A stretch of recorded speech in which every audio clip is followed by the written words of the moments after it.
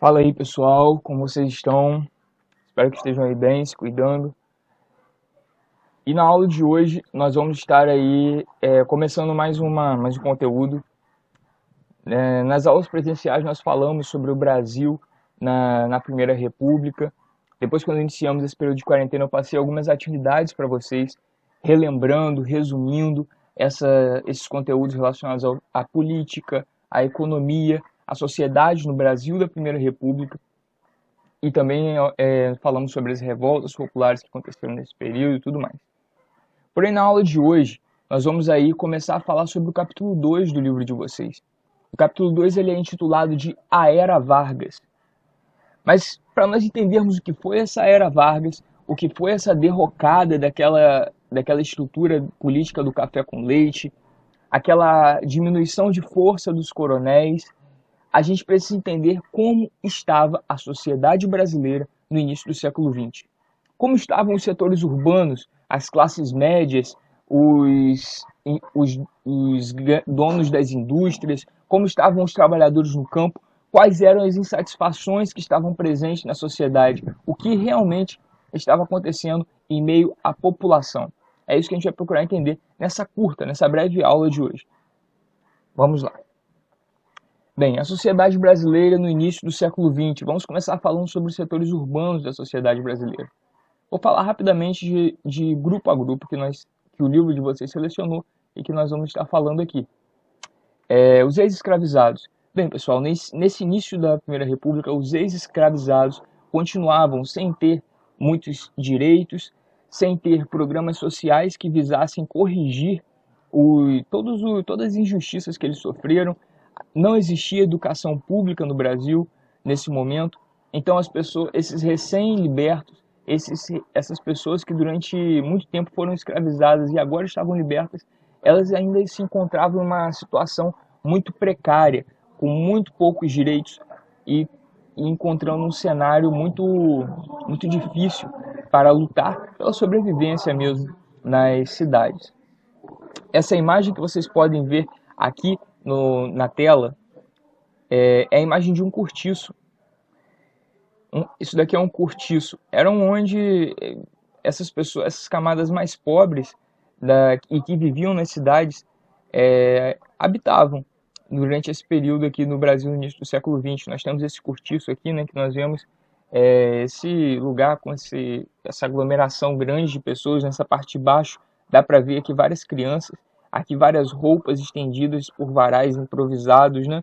Enfim, era esse o cenário dos ex-escravizados e das pessoas pobres em geral, nesse momento aqui do Brasil, no início do século XX.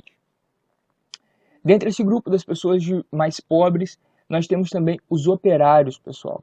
Os operários eram aqueles trabalhadores das fábricas.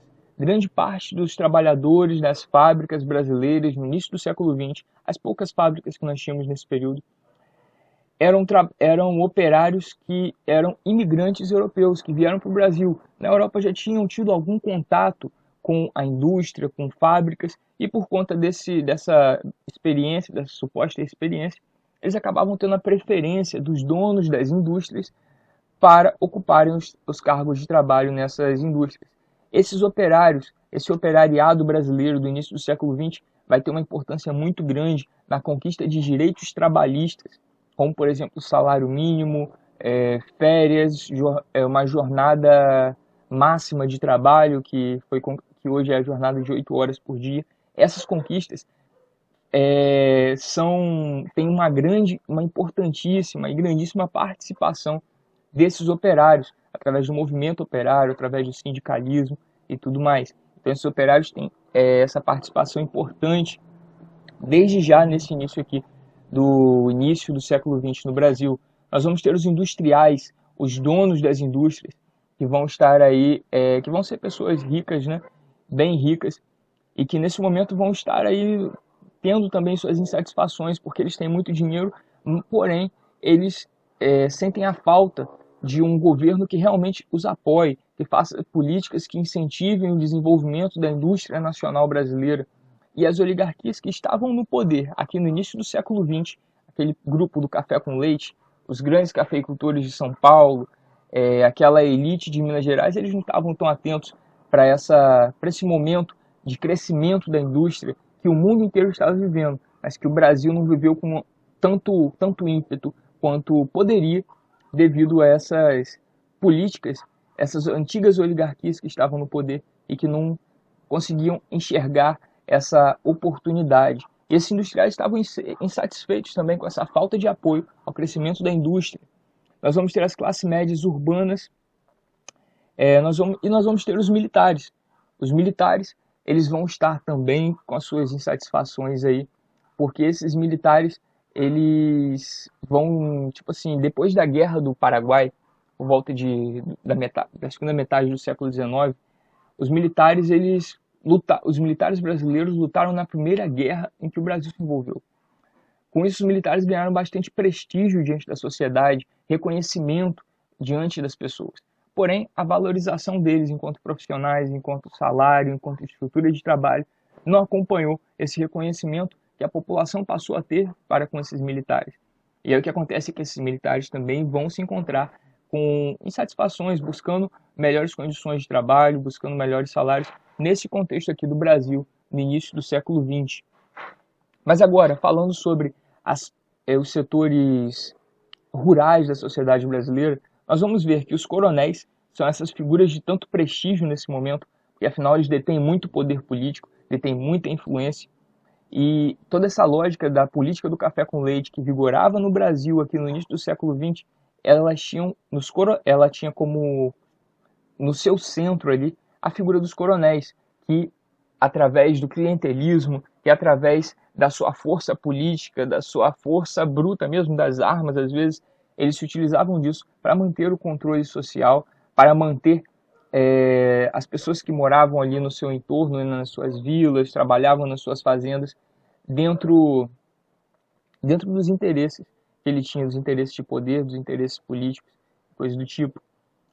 Nós vamos ter as lideranças religiosas que vão ter um importante papel nessa área rural, nessa zona rural do Brasil, nesse início do século XX, porque são esses líderes religiosos que vão fazer essa intermediação entre a população, o povão, a população carente, os trabalhadores no campo e esses coronéis. Então, os líderes religiosos têm esse importante papel aqui.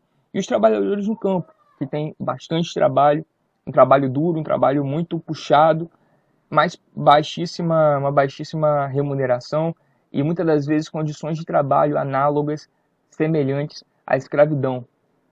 E diante desse cenário, né, que talvez não seja tão diferente do cenário do Brasil rural nos dias de hoje, nós vamos ter alguns movimentos de rebelião. E nessa imagem aqui, que eu coloquei ao lado, é um dos mais famosos casos de rebelião camponesa, de rebelião nas zonas rurais do Brasil, que é o cangaço.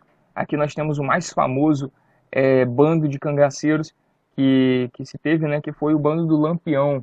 Lampião, aqui ao lado da Maria Bonita.